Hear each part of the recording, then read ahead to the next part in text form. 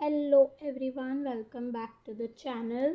तो मैंने कहा था कि नेक्स्ट वीडियो में हम technological gap and product cycle model देखेंगे। स्टार्ट करते हैं। हमने अब तक जो देखा है वो हमने क्या देखा, हमने एचओ थ्योरी कवर की। एचओ थ्योरी में हमने कुछ अजम्पशंस लिए थे। जब वो अजम्पशंस रिलैक्स करते हैं तो कौन से ऐसे अजम्पशंस हैं, कौन से वाले ऐसे एजम्पशंस हैं जो अगर हम रिलैक्स करते हैं तो एक न्यू मॉडल दे देता है एचओ थ्योरी का, या कंप्लीटली रिजेक्ट करता है एचओ थ्योरी का। तो उसमें सबसे पहले हमने रिलैक्स किया कांस्टेंट रिटर्न्स टू स्केल। जब हमने कहा कि इंक्रीजिंग रिटर्न्स टू स्केल है तब क्या होगा। फिर हमने दूसरा जो है परफेक्ट कंपटीशन यानी होमोजेनस प्रोडक्ट है, वो हमने रिलैक्स किया और कहा कि हेटेरोजीनस अगर प्रोडक्ट है यानी डिफ्रेंशिएटेड अगर प्रोडक्ट्स हैं तो क्या इफ़ेक्ट होगा, क्या मॉडल रिजेक्ट हो जाएगा या खाली मॉडिफाई होगा। तो उस केस में इंट्रा इंडस्ट्री ट्रेड की हमने बात की। ठीक है। अब तीसरा आता है कि जब टेक्नोलॉजी चेंजिंग है, टेक्नोलॉजी हमने कांस्टेंट रखी थी, टेक्नोलॉजी अगर चेंजिंग है तो क्या इफ़ेक्ट होता है।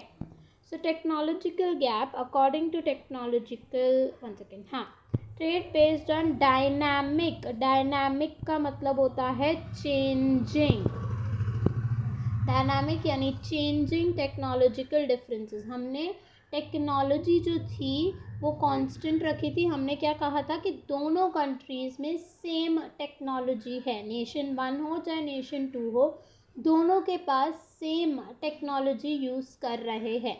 अगर डायनामिक है, चेंजिंग टेक्नोलॉजी डिफरेंस है, नेशन 1 में कुछ और टेक्नोलॉजी है, नेशन 2 में कुछ और टेक्नोलॉजी है, तो क्या एचओ थ्योरी मॉडिफाई होगी या रिजेक्ट होगी, क्या होगा हम वो देखेंगे।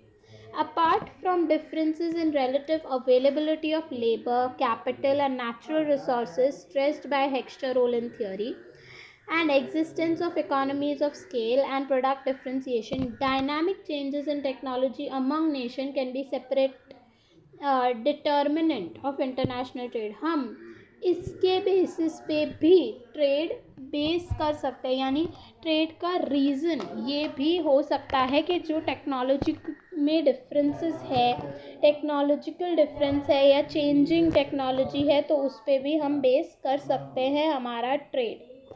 These are examined by technological gap and product cycle model।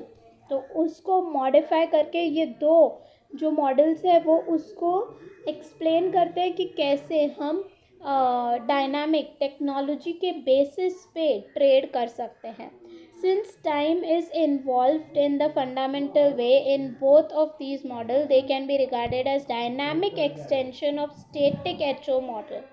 क्योंकि इसमें टाइम डिपेंडेंट है कि फर्स्ट फेज़ में, सेकेंड फेज़ में, थर्ड फेज़ में, यानी टाइम पे डिपेंड कर रहा है कि विद इन 10 ईयर्स ये होगा, विद इन 20 ईयर्स ये होगा। जैसे जैसे मैं एक्सप्लेन करूँगी आपको पता चलेगा। तो क्योंकि टाइम इन्वॉल्व है तो हम इसको कह सकते हैं कि डायनामिक एक्सटेंशन है स्टैटिक एचओ थ्योरी का। जो एचओ थ्योरी था वो एक ही टाइम पीरियड के बारे में बताता, एक ही करंट टाइम पीरियड या करंट पीरियड के टाइम बारे में बता रहा था। लेकिन जब हम डायनामिक एक्सटेंशन की बात कर रहे हैं, जब हम टेक्नोलॉजिकल डिफरेंसेस के बेस पे बात कर रहे हैं, तो हम चेंजेस की बात कर रहे हैं, तो डायनामिक एक्सटेंशन हो गया वो HO theory, static HO theory का। Technological gap and product cycle model according to technological gap models sketched by Posner in 1961। सो पॉजनर ने ये थ्योरी दी है टेक्नोलॉजिकल गैप मॉडल 1961 में। A great deal of trade among industrialised countries is based on introduction of new product and new production process.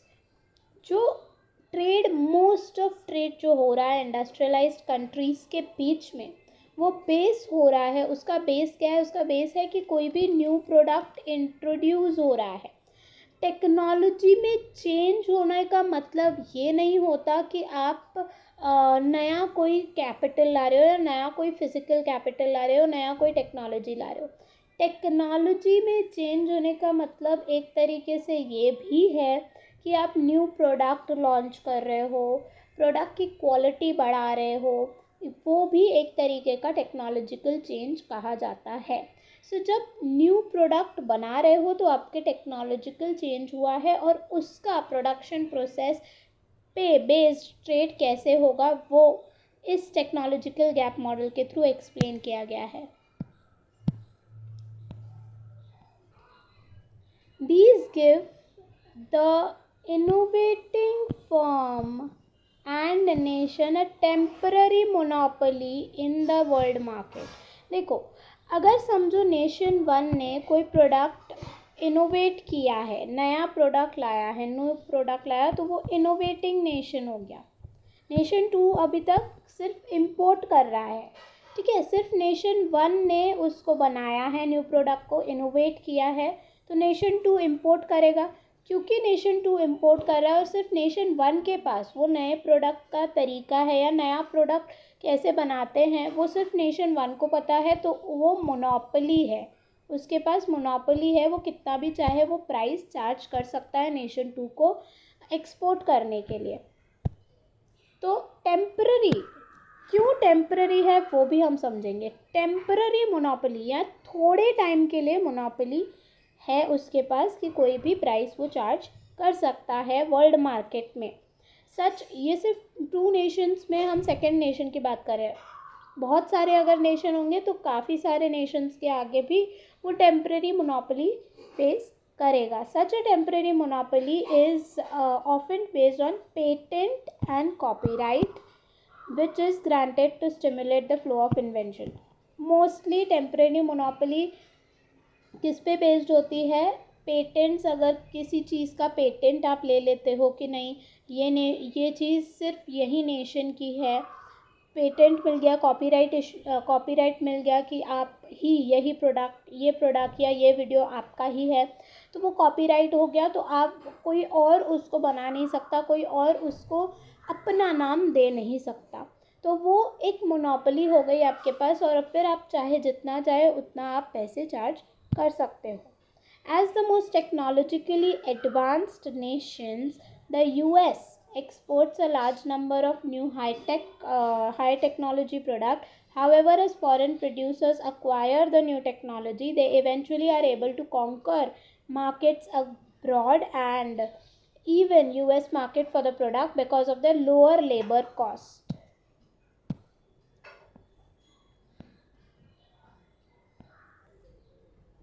अब इसको एक example से इन्होंने एक्सप्लेन किया है कि समझो यूएस जो है वो एक्सपोर्ट करता है हाईटेक प्रोडक्ट्स, जो हाई टेक्नोलॉजी पे बेस्ड प्रोडक्ट्स बन रहे हैं वो एक्सपोर्ट कर रहा है, काफ़ी ज़्यादा अमाउंट में वो एक्सपोर्ट कर रहा है।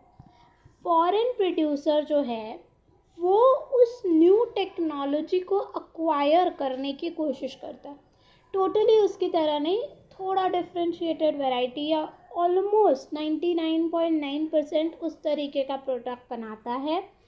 एंड वो देन दे आर कौन? फॉरेन प्रोड्यूसर यानी नेशन टू समझो, यूएस के अलावा वाले जो फॉरेन में प्रोड्यूसर है, दूसरे नेशंस के जो प्रोड्यूसर है, वो इवेंचुअली खुद वो टेक्नोलॉजी बनाने की कोशिश करते हैं एंड देन कॉन्कर कर देते हैं मार्केट को अब्रॉड। इवन यूएस का भी मार्केट वो कॉन्कर कर देते हैं, यानी यूएस में भी वो एक्सपोर्ट करना स्टार्ट करते हैं। जहाँ पे वो टेक्नोलॉजी न्यू प्रोडक्ट बना वहाँ पे भी वो खुद बना के export after it will take a longer period of time. Short period पे नहीं कि आज बना दिया यूएस ने न्यू प्रोडक्ट, कल जाके फॉरेन प्रोड्यूसर ने कॉन्कर कर लिया, नहीं। लॉन्ग टाइम के बाद जब वो दूसरे नेशंस है, दूसरे प्रोड्यूसर्स हैं, वो बनाएंगे उस प्रोडक्ट को एंड देन वो यूएस में भी एक्सपोर्ट करेंगे एंड वर्ल्ड मार्केट में भी एक्सपोर्ट करेंगे। बिकॉज अब ये क्यों कर पा रहे हैं वो लोग? क्योंकि उनके वहाँ पे लेबर कॉस्ट कम है। क्योंकि यूएस जो है, US is a capital abundant nation, तो वो न्यू टेक्नोलॉजी प्रोडक्ट बना पा रहा है। लेकिन उसको बनाने के लिए उसको लेबर कॉस्ट ज़्यादा देना पड़ रहा है, क्योंकि लेबर जो है वो यूएस में स्केर्स है, तो उनको वेजेस ज़्यादा देनी पड़ रही है। whereas दूसरे नेशंस जो है वो इजीली लो कॉस्ट में बना पा रहे हैं, क्योंकि वहाँ पे लेबर कॉस्ट कम है, क्योंकि अबंडेंस है लेबर का। In meantime US producer may have introduced still newer products। तो इसका एक चेन बनता जाएगा। समझो हम ईयर्स के बेसिस पे लेते हैं। 2000 में यूएस ने एक न्यू प्रोडक्ट बनाया ए। 2002 में बाकी नेशन, समझो नेशन यूएस है तो दूसरा नेशन ले लो, इंडिया ही ले लेते हैं। इंडिया ने उसको कॉपी करके खुद वो प्रोडक्ट बनाया, क्योंकि लेबर यहाँ पे ज़्यादा है, लेबर कॉस्ट कम होगा, कॉस्ट कम हो जाएगा, एंड इवेंचुअली वो देन इंडिया जो है वो एक्सपोर्ट करना स्टार्ट कर देगा। और 2004 तक इंडिया जो है वो ए प्रोडक्ट का एक्सपोर्ट करेगा, वर्ल्ड मार्केट में भी एंड यूएस में भी एक्सपोर्ट करेगा। तब तक 2004 में ही यूएस ऑलरेडी बी प्रोडक्ट जो है, एक नया न्यू इन्वेंशन बी प्रोडक्ट का उसने इनोवेट कर दिया होगा यूएस में। फिर ये क्या होगा, 2005 या 6 में इंडिया वापस उसको उस बी प्रोडक्ट को ऑलमोस्ट सेम खुद अपने नेशन में बनाएगा। 2007-8 तक वो एक्सपोर्ट करेगा वर्ल्ड मार्केट में एंड यूएस में। तब तक 7-8 तक तो यूएस ने नया प्रोडक्ट भी बना लिया होगा। तो ये दिस विल गो ऑन, तो इसमें भी ट्रेड हो रहा है।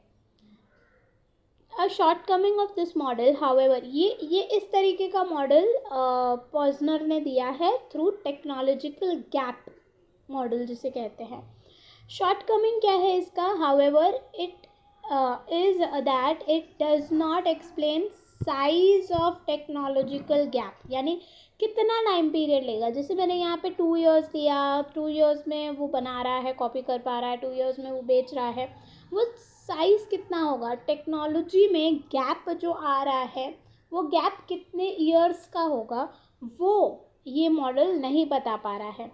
And does not explore the reason that technological gap arise और exactly how they eliminate over time.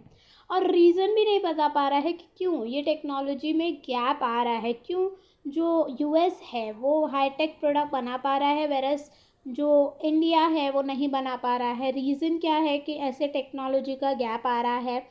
और इवेंचुअली जब हम बोल रहे हैं कि इंडिया कॉपी करके सेल कर पा रहा है, तो वो जो एलिमिनेट हो रहा है उसका रीज़न क्या है, वो अच्छे से प्रॉपर मैनर में एक्सप्लेन नहीं कर पाया ये model. A generalization or extension of technological gap model is product cycle model, which was fully developed by Vernon in 66. तो इसका ही एक्सटेंशन, इसको और डेप्थ में एक्सप्लेन किया वर्नॉन ने थ्रू प्रोडक्ट साइकिल मॉडल 1966 में। According to this model, when a new product is introduced, it usually requires highly skilled labor to produce. इस product cycle model के अकॉर्डिंग अगर कोई भी न्यू प्रोडक्ट आता है तो न्यू प्रोडक्ट को बनाने के लिए बहुत हाईली स्किल्ड लेबर की ज़रूरत पड़ेगी, क्योंकि वही लोग जो हाई स्किल्ड होंगे वही लोग नया कुछ सोच पाएंगे और उस हिसाब से न्यू प्रोडक्ट ला पाएंगे। एज द प्रोडक्ट मैच्योर्स, यानी जितना जितना वो मार्केट में बिकेगा, कॉमन होता जाएगा वो product and acquires mass acceptance. अब बहुत सारे लोग वो प्रोडक्ट खरीद रहे हैं, वो बहुत नॉर्मल चीज़ हो गई है। अब इट बिकम्स स्टैंडर्डाइज, अब वो स्टैंडर्डाइज हो गया। जैसे मैं अगर एग्जाम्पल लूँ तो पहले बॉक्स टीवी था, राइट, अब एलसीडी एलईडी है। तो जैसे बॉक्स टीवी से एलसीडी एलईडी पे आए तो पहले सिर्फ 1 या 2 ब्रांड्स ही एलसीडी या एलईडी बेच पाते थे, लेकिन अब स्टैंडर्डाइज हो गया, बहुत सारे कंपनीज़ के आपको एलसीडी या एलईडी टीवीज़ मिलेंगे। तो ये स्टैंडर्डाइजेशन हो गया। It can then be produce by mass production technique and less skilled labour. फिर तो अभी जो लेस स्किल्ड लेबर है वो भी इन चीज़ों को बना पाएंगे, इन न्यू प्रोडक्ट्स को बना पाएंगे, क्योंकि अभी वो कॉमन हो गया है, वो प्रोडक्ट बहुत कॉमन है। अब सिर्फ स्किल्ड लेबर ही बनाए ऐसे ज़रूरी नहीं है, अनस्किल्ड लेबर या कम स्किल्ड जो लेबर है वो भी बना पाएंगे। Therefore, comparative advantage in production shifts from advanced nation that originally introduced it to less advanced nation. तो पहले जब प्रोडक्ट न्यूली इमर्ज हुआ था मार्केट में, तब कंपैरेटिव एडवांटेज सिर्फ उन नेशन के पास था जिनके पास हाई स्किल्ड लेबर्स थे। इवेंचुअली वो देन लो स्किल्ड लेबर यानी लेस एडवांस नेशन के पास कंपैरेटिव एडवांटेज शिफ्ट हो गया, where labour is relatively cheaper, क्योंकि वहाँ पे लेबर चीप है तो कॉस्ट भी कम हो जाएगी, कॉस्ट कम हो जाएगी तो ईजिली मार्केट में आप बेच सकते हो। This may be accompanied by foreign direct investment from the innovating nation to the nation with cheap labor. कैसे? लेकिन आप बोलोगे कैसे करेंगे, उनके पास लेस एडवांस नेशन के पास पैसे भी तो होने चाहिए, तो वो FDI इनवाइट करेंगे। US, जैसे मैंने इंडिया और US का एग्जांपल लिया, तो इंडिया इनवाइट करेगा US को कि आप आओ, foreign direct investment FDI India में करो, और फिर उस बेस पे चीप लेबर यूज़ करो और प्रोडक्ट बनाओ और मेड इन इंडिया का नाम दे दो। Vernon also pointed out that high income and labour saving products are most likely to be introduced in rich nations because जो हाई इनकम प्रोडक्ट्स है या जिसमें लेबर सेविंग यानी कैपिटल जिसमें ज़्यादा चाहिए, लेबर सेविंग यानी कैपिटल इंटेंसिव प्रोडक्ट होंगे जिसमें कैपिटल ज़्यादा चाहिए, लेबर सेव होता है जो प्रोडक्ट, तो यानी टेक्नोलॉजी ज़्यादा चाहिए, कैपिटल ज़्यादा चाहिए, तो वो मोस्टली रिच नेशन ही बना पाएगा क्योंकि कैपिटल ज़्यादा चाहिए। और हाई इनकम वाला स्टार्टिंग में जैसे जैसे टीवी बिल्ड हुआ तो वो टीवी बहुत ही यूनिक प्रोडक्ट था, तो यूनिक प्रोडक्ट्स और उसके लिए जो टेक्नोलॉजी की ज़रूरत है वो सिर्फ रिच नेशन ही अफोर्ड कर पाते थे। क्यों? उनका रीज़न क्या दिया है वर्नॉन ने? The opportunity for doing so are greatest there, क्योंकि ये न्यू प्रोडक्ट इनोवेट करने के लिए अपॉर्चुनिटीज़ उन नेशंस के पास ज़्यादा होती है, उनके पास पैसे ज़्यादा है मशीन्स खरीदने के लिए, उनके पास लेबर भी स्किल्ड है, तो अपॉर्चुनिटीज़ बहुत सारी है। The development of these new products require proximity to the market so as to benefit from consumer feedback in modifying the product. दूसरा रीज़न क्यों rich nations are able to make such product high income and labour saving product, क्योंकि उनके लिए जो rich Nations है उनका market बहुत बड़ा है, तो वो इवेंचुअली मार्केट में अपना प्रोडक्ट बेच के फीडबैक ले सकते हैं कंज्यूमर का, ताकि कोई चेंज अगर प्रोडक्ट में कोई डिफ़ॉल्ट उनको लगता है या कुछ भी है तो वो फीडबैक के अकॉर्डिंग उस प्रोडक्ट में चेंजेस ला पाए।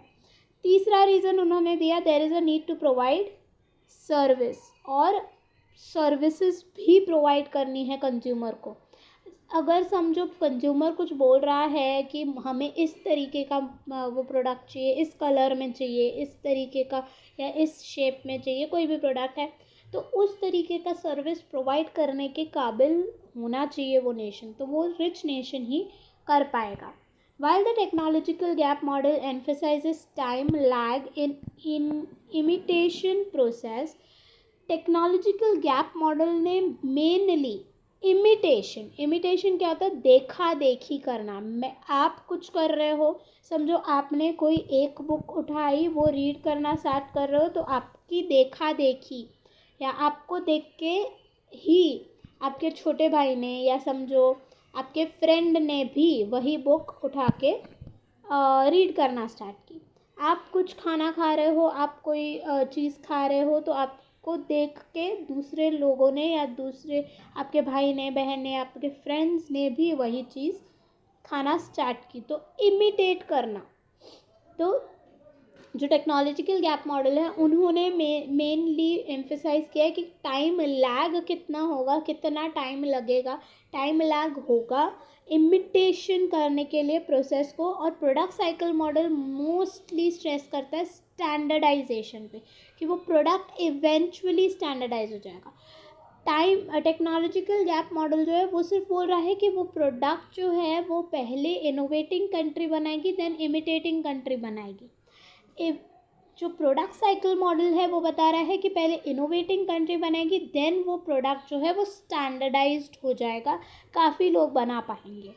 According to these models, the most highly industrialized economies are expected to export non-standardized product embodying new and more advanced technology and import products embodying old and less advanced technology.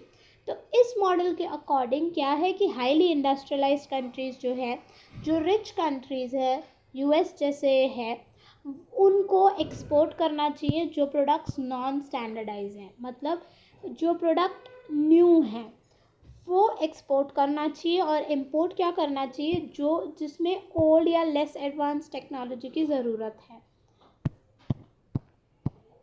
A classic example of product cycle model is provided by the experience of US and Japanese radio manufacturers since World War II. एक example यहाँ पे दिया है of radio manufacturing, जो world war 2 के time पे radio जो बना था वो. Immediately after the war US firms dominated the international market for radio based on vacuum tubes developed in the US. तो रेडियो जो बन रहा था वर्ल्ड वॉर 2 के बाद, रेडियो की बहुत ज़रूरत पड़ी. यूएस जो था वो डोमिनेट कर रहा था क्योंकि रेडियो में वैक्यूम ट्यूब्स यूज़ किए जाते थे तभी. तो वो वैक्यूम ट्यूब्स यूएस के पास थे एंड वो उस हिसाब से वैक्यूम ट्यूब्स यूज़ करके रेडियो बना रहा था, and then US was able to dominate the international market for radios. वो वहाँ पे इंटरनेशनल मार्केट में मोनोपोली था उनका, वो बेच पा रहे थे. However, within few years, Japan was able to capture larger share of the market by copying US technology and utilizing cheaper labor.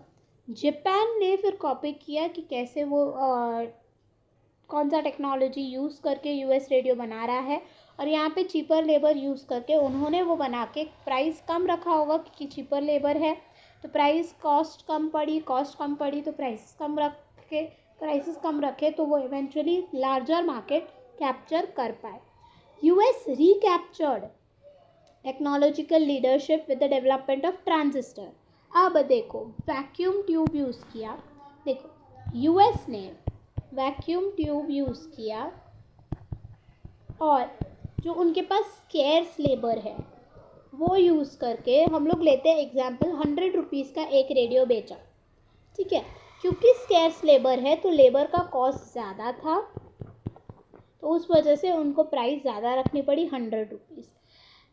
Japan ने क्या किया, जापान ने ये वैक्यूम ट्यूब्स, उनको समझ में आया कैसे वो टेक्नोलॉजी यूज़ होगी, कैसे वैक्यूम ट्यूब से रेडियो बनता है, वो टेक्नोलॉजी यूज़ करके, लेबर यूज़ करके, अब इनके पास लेबर जो है वो लेबर का कॉस्ट कम है, तो उन्होंने 75 रुपीज़, चलो लेते हैं 75 रुपीज़ में बेचा. अब क्योंकि मुझे ऑलमोस्ट सेम रेडियो 75 में मिल रहा है, तो as a consumer, as a rational consumer वो जापान वाला रेडियो ख़रीदेगा. तो जापान ने इवेंचुअली मार्केट में मोनोपोली कर दी, या मार्केट शेयर ज़्यादा उनके पास आ गया. देन यूएस ने क्या किया, यूएस ने देन ट्रांजिस्टर यूज़ किया. वैक्यूम ट्यूब ज़्यादा स्पेस ले रहा था और स्पीड भी काफ़ी कम थी, तो ट्रांजिस्टर यूज़ किया. ट्रांजिस्टर यूज़ करके उसमें एक इनपुट पड़ता है, पार्ट होता है वो, तो ट्रांजिस्टर यूज़ करके वो कम जगह ले रहा था एंड उसका साइज़ भी कम था एंड स्पीड भी ज़्यादा था. ट्रांजिस्टर यूज़ करके रेडियो बनाया. अब जो ये था उसका प्राइस रखा 70 रुपीज़, तो इवेंचुअली ये कम पड़ा 75 से, तो लोग ये ख़रीदने लगे क्योंकि ट्रांजिस्टर चीपर भी था. फिर जापान कॉपी करेगा, क्योंकि ट्रांजिस्टर कॉपी करेगा और लेबर कम है तो वो 65 में रखेगा. तो ऐसे चलता जाएगा, ये सिलसिला जो वो कहते हैं ना, वो चलता जाएगा. The US recaptured technological leadership with development of transistors, but once again in few short years Japan imitated the technology and was able to undersell the US. तो देन जापान ने कॉपी किया और ट्रांजिस्टर खुद बना के, खुद labour जो कम है, कम कॉस्ट ले रहे हैं, यानी लेबर के वेजेस कम हैं, उनको यूज़ करके रेडियो बनाए. Subsequently, US reacquired its ability to compete successfully with Japan with introducing printed circuits lie. It remains to be seen whether the latest technology will finally result in reduced being labor or capital intensive, and whether US will be able to stay in the market, or whether both in US and Japan will eventually be displaced by still cheaper producer in such nations such as Korea and Singapore.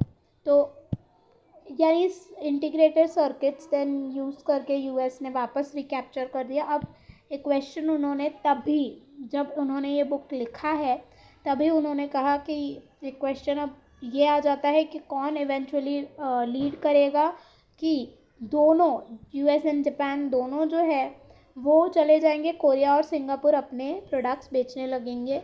क्या ऐसा होगा, क्या होगा, वो question mark था उस time period में. तो एक एग्जाम्पल के थ्रू उन्होंने बताया कि कैसे imitating country and innovating country काम करती है और कैसे प्रोडक्ट साइकिल मॉडल काम करता है.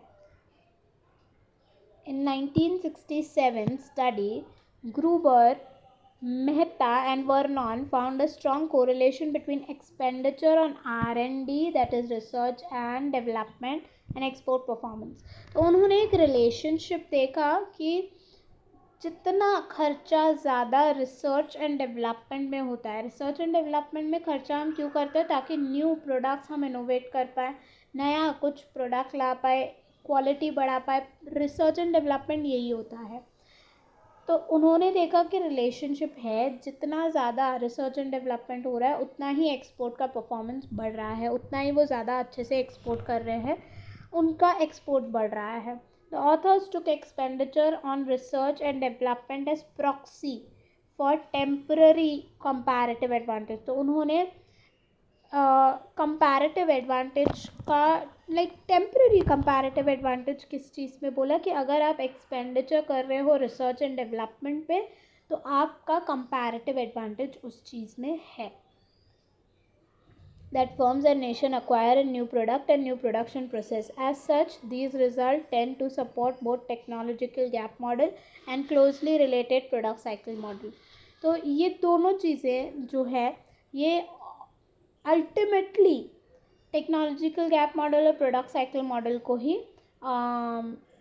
एक्सप्लेन कर रही है. कौन सी चीज़ें, रिसर्च एंड डेवलपमेंट पे एक्सपेंडिचर जो है वो, एंड एक्सपोर्ट परफॉर्मेंस वाली जो चीज़ है, जो मैंने अभी बोला कि कंपैरेटिव एडवांटेज उन्होंने रिसर्च एंड डेवलपमेंट के एक्सपेंडिचर को ले लिया है कि उसमें कंपैरेटिव एडवांटेज होना मतलब आपके पास, आप उस चीज़ में कंपैरेटिव एडवांटेज करके भी ट्रेड कर सकते हो. We will see in chapter 7 that technological lead of US based on research and development has now almost disappeared with respect to Europe and Japan, and has sharply ये example दिया है वो chapter 7 का है. Note that trade in these model is originally based on new technology developed by the relatively abundant factors in industrialized nation, such as high skilled labor and expenditure on research and development. Subsequently, through imitation and product standardization, less developed nation gain a comparative advantage based on their relatively cheaper labor. तो पहले जब origin हुआ उस product का, new product का, तो उसका comparative advantage किस चीज़ की वजह से वो हुआ, वो था highly skilled labour and expenditure जो रिसर्च एंड डेवलपमेंट में हुआ.